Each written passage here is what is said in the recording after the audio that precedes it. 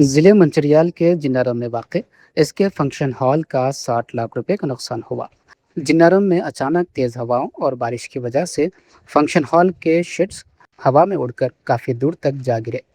Function hall के मालिक बशारत ने कहा कि अचानक बारिश की वजह से फंक्शन हॉल में तकरीबन 60 लाख रुपए का नुकसान हुआ।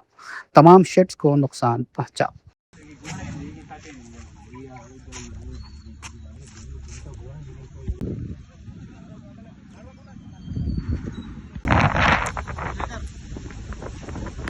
నేను రీసెంట్ బాబాయ్